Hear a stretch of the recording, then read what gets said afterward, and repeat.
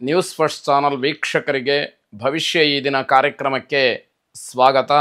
ಮೇಷರಾಶಿಯವರು ಈ ದಿವಸ ನಿಮ್ಮ ಕೆಲಸಗಳನ್ನೆಲ್ಲ ತುಂಬ ಜವಾಬ್ದಾರಿಯಿಂದ ಮಾಡಬೇಕು. ಯಾವ ಕರ್ತವ್ಯಕ್ಕೆ ಆದ್ಯತೆಯನ್ನು ಕೊಡಬೇಕು ಅದಕ್ಕೆ ಆದ್ಯತೆಯನ್ನು ಕೊಟ್ಟು ಜವಾಬ್ದಾರಿಯುತವಾಗಿ ಕೆಲಸವನ್ನು ಮಾಡಬೇಕಾಗತ್ತೆ.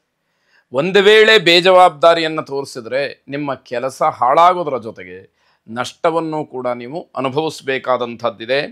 ಆಲಂಕಾರಿಕ ವಸ್ತುಗಳಿಗೆ ಸ್ವಲ್ಪ ಹಣವನ್ನು ಖರ್ಚು ಮಾಡಬೇಕಾದಂತಹ ಸಂದರ್ಭಗಳು, ಆ ರೀತಿಯ ಮನಸ್ಥಿತಿ ನಿಮ್ಮದಾಗಿರ್ತಕ್ಕಂಥದ್ದು. ವಿದ್ಯಾರ್ಥಿಗಳಿಗೆ ತಮ್ಮ ವಿದ್ಯಾಕ್ಷೇತ್ರದಲ್ಲಿ ಯಶಸ್ಸನ್ನು ಕಾಣಲಿಕ್ಕೆ ಹೆಚ್ಚಿನ ಅವಕಾಶಗಳು ಸಿಗ್ತಾ ಹೋಗುತ್ತೆ. ಮಿಶ್ರ ಫಲಗಳು ಇರತಕ್ಕಂತಹ ಈ ದಿವಸ ಒಳ್ಳೆಯದಿದ್ದರೂ ಕೂಡ ಅಷ್ಟೊಂದು ಚೆನ್ನಾಗಿಲ್ಲ ಅನ್ನುವಂತಹ ಒಂದು ನಿರ್ಧಾರವನ್ನು ಮಾಡಬೇಕಾದಂಥದ್ದು. ತಂದೆಯವರಿಂದ ಏನೋ ಬೈಗುಳಕ್ಕೋ ನಿಂದನೆಗೋ ಅಥವಾ ಇನ್ಯಾವುದೋ ಒಂದು ಶಿಕ್ಷೆಗೋ ಒಳಗಾಗ್ತಕ್ಕಂತಹ ಸಾಧ್ಯತೆ ಹೆಚ್ಚಾಗಿ ಕಾಣ್ತಾ ಇದೆ. ಯಾವುದೇ ರೀತಿಯ ತಪ್ಪು ನಿರ್ಧಾರಗಳನ್ನು ಮಾಡಬೇಡಿ. ನನಗೆ ಏನೋ ಅವಮಾನವಾಯಿತು, ಇನ್ಯಾರೋ ನನಗೆ ಬೈದರು ಅಂತ ಹೇಳಿ ಯಾವುದೋ ಕೆಟ್ಟ ನಿರ್ಧಾರಗಳನ್ನು ಮಾಡ್ತಕ್ಕಂಥದ್ದು ಒಳ್ಳೆಯದಲ್ಲ ಅಂತಕ್ಕಂಥದ್ದು. ಕುಲದೇವತಾ ಪ್ರಾರ್ಥನೆಯನ್ನು ಮಾಡಿ ನಿಮಗಿರತಕ್ಕಂತಹ ಗೊಂದಲಗಳು ಅಥವಾ ಇನ್ಯಾವುದೋ ಮಾನಸಿಕವಾದಂತಹ ಬೇಸರಗಳು ದೂರವಾಗಿ ಶುಭವಾಗಿ. ವೃಷಭ ರಾಶಿ ವ್ಯಾವಹಾರಿಕವಾಗಿ ಲಾಭವನ್ನು ನೋಡ್ತಕ್ಕಂತಹ ದಿವಸ.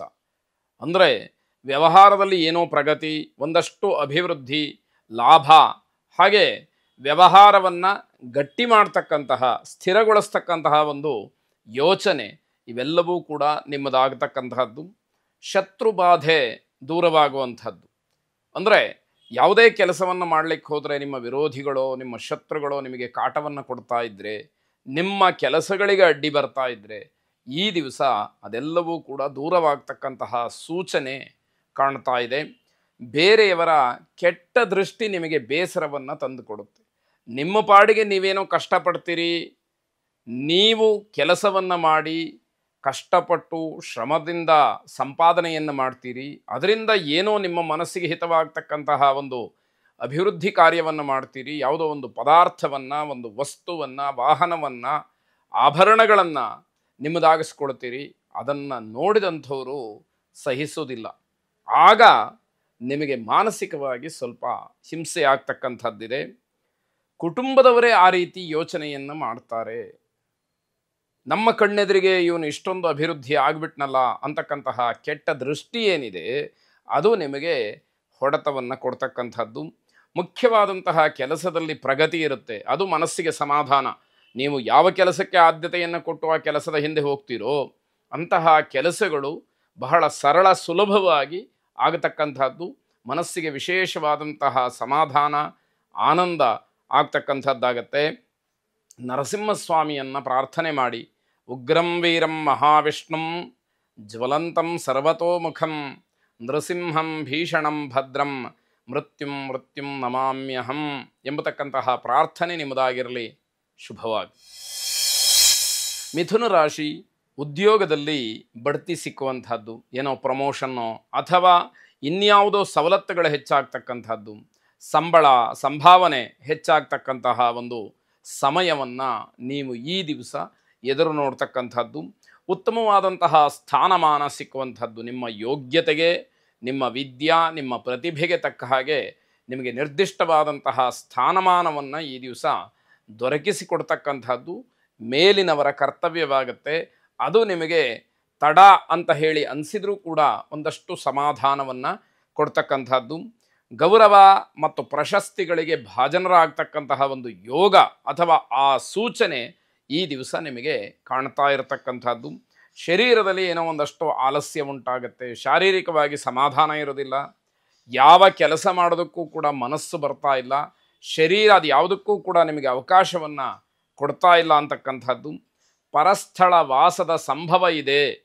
ಅಂದರೆ ಬೇರೆ ಊರಿನಲ್ಲಿ ನೀವು ಉಳಿತಕ್ಕಂಥದ್ದು, ಯಾವುದೋ ಕೆಲಸ ನಿಮಿತ್ತವಾಗಿ ಅಲ್ಲಿಗೆ ಹೋಗಬೇಕಾದಂತಹ ಪರಿಸ್ಥಿತಿ, ಅಥವಾ ಸಂಬಂಧಿಕರ ಮನೆಯಲ್ಲೋ ಸ್ನೇಹಿತರ ಮನೆಯಲ್ಲೋ ಅಥವಾ ಇನ್ಯಾವುದೋ ಸ್ಥಳದಲ್ಲಿ ಉಳ್ಕೊಳ್ಬೇಕಾದಂತಹ ಒಂದು ಸಂದರ್ಭ ನಿಮಗೆ ಒದಗಿ ಬರುತ್ತೆ ಎನ್ನುವಂಥದ್ದು. ಮನೆಯಲ್ಲಿ ಹೊಂದಾಣಿಕೆ ತುಂಬ ಅಗತ್ಯವಾಗಿ ಕಾಣುತ್ತೆ. ಯಾವಾಗ ಮನೆಯಲ್ಲಿ ಹೊಂದಾಣಿಕೆ ಇರೋದಿಲ್ವೋ ಯಾವ ಕೆಲಸದಲ್ಲೂ ಕೂಡ ಸಮಾಧಾನ ಅನ್ನುವಂಥದ್ದಿರುವುದಿಲ್ಲ. ಮನೆಯ ಬಗ್ಗೆ ಆಲೋಚನೆ, ಮನೆಯಲ್ಲಿ ಮಾತುಕತೆಯ ಆಲೋಚನೆ, ಮನೆಯಲ್ಲಿ ಹೊರಡುವಾಗ ಹೀಗಾಯ್ತಲ್ಲ ಅನ್ನುವಂತಹ ಒಂದು ಬೇಸರ, ಇವೆಲ್ಲ ನಿಮ್ಮನ್ನು ಕಾಡುವಂಥದ್ದಾಗತ್ತೆ. ಗಣಪತಿಯನ್ನು ವಿಶೇಷವಾಗಿ ಪ್ರಾರ್ಥನೆ ಮಾಡಿ. ವಕ್ರತುಂಡ ಮಹಾಕಾಯ ಸೂರ್ಯಕೋಟಿ ಸಮಪ್ರಭಾ ನಿರ್ವಿಘ್ನಂ ಕುರು ಮೇ ದೇವ ಸರ್ವ ಕಾರ್ಯೇಷು ಸರ್ವದಾ ಎಂಬ ಪ್ರಾರ್ಥನೆ ನಿಮ್ಮದಾಗಿರಲಿ.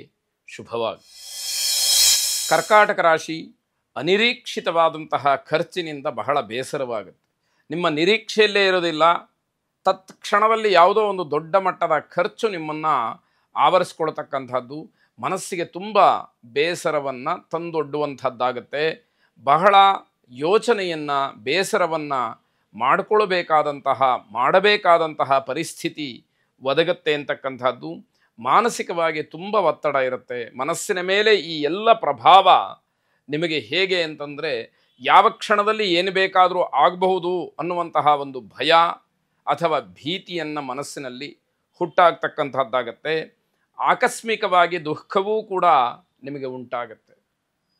ಏನೋ ಒಂದು ತೊಂದರೆಯಾಗತ್ತೆ, ಇದು ಹೀಗಾಗ್ಬೋದಲ್ಲ ಅಂತ ಹೇಳಿ ಬೇಸರ ಆಗೋದಕ್ಕೂ, ನಿಮ್ಮ ಕಲ್ಪನೆಗೂ ಮೀರಿ ತತ್ಕ್ಷಣದಲ್ಲೇ ನಿಮಗೆ ದುಃಖ ಉಂಟಾಗೋದಕ್ಕೂ ಕೂಡ ವ್ಯತ್ಯಾಸಗಳೇ ಇರುತ್ತೆ. ವೈಯಕ್ತಿಕವಾದಂತಹ ವಿಚಾರದಲ್ಲಿ ಹಿನ್ನಡೆಯಾಗುವಂಥದ್ದು. ಯಾವುದೋ ಒಂದು ಕೆಲಸಕ್ಕೆ, ನಿಮ್ಮ ಸ್ವಂತ ಕಾರ್ಯಕ್ಕೆ ನೀವು ಮುಂದಾದಾಗ ಅಲ್ಲಿ ನಿಮಗೆ ಯಾವುದೇ ರೀತಿಯ ಲಾಭವಾಗಲಿ, ಅನುಕೂಲಕರವಾದಂತಹ ಒಂದು ವಾತಾವರಣವಾಗಲಿ ಏನೂ ಇಲ್ಲದೆ ಆ ಕೆಲಸಕ್ಕೆ ಹಿನ್ನಡೆಯಾಗ್ತಕ್ಕಂತಹ ಸಾಧ್ಯತೆ ಹೆಚ್ಚಾಗಿರುತ್ತೆ. ಮನೆಯಲ್ಲಿ ಹೊಂದಾಣಿಕೆಯ ಕೊರತೆ ಹೆಚ್ಚಾಗಿ ಕಾಡುತ್ತೆ.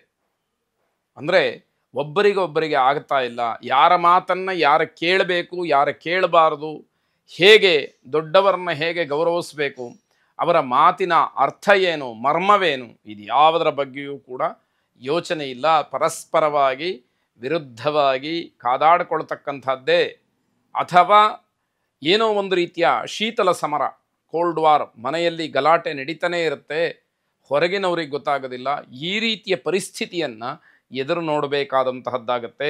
ತಂದೆ ಮಕ್ಕಳ ವಾಗ್ವಾದ ತಾರಕಕ್ಕೆ ಇರಬಹುದು, ಹೆಚ್ಚಾಗಬಹುದು. ಒಬ್ಬರು ಹೇಳಿದ್ದು ಮತ್ತೊಬ್ಬರಿಗೆ ಆಗದೇ ಇರಬಹುದು. ಆ ಸಂಬಂಧ ಬೇರೆ, ಬಂಧುತ್ವ ಬೇರೆ, ವ್ಯಾವಹಾರಿಕವಾದಂತಹ ವಾದ ವಿವಾದಗಳು ಬೇರೆ. ಆ ಬಂಧುತ್ವವನ್ನು ಮರೆತು ವಾದಕ್ಕೆ, ಜಗಳಕ್ಕೆ ಇಳಿತಕ್ಕಂಥದ್ದಿದೆಯಲ್ಲ, ಅದು ಬಹಳ ವಿಷಾದನೀಯವಾದಂತಹ ಸಂಗತಿ ಅಂತ ಹೇಳಿ ಅನ್ನಿಸುವಂಥದ್ದಾಗತ್ತೆ. ದುರ್ಗಾರಾಧನೆಯನ್ನು, ದುರ್ಗಾ ಪ್ರಾರ್ಥನೆಯನ್ನು ಮಾಡಿ. ಜಯಂತಿ ಮಂಗಲಾಕಾಲಿ ಭದ್ರಕಾಲಿ ಕಪಾಲಿನಿ ದುರ್ಗಾ ಕ್ಷಮಾ ಶಿವಾಧಾತ್ರಿ ಸ್ವಾಹ ಸ್ವಧಾ ನಮೋಸ್ತುತೆ ಎಂಬ ಪ್ರಾರ್ಥನೆ ನಿಮ್ಮದಾಗಿರಲಿ. ಎಲ್ಲ ದುರಿತಗಳು ಕೂಡ ದೂರವಾಗಿ ಶುಭವಾಗಿ.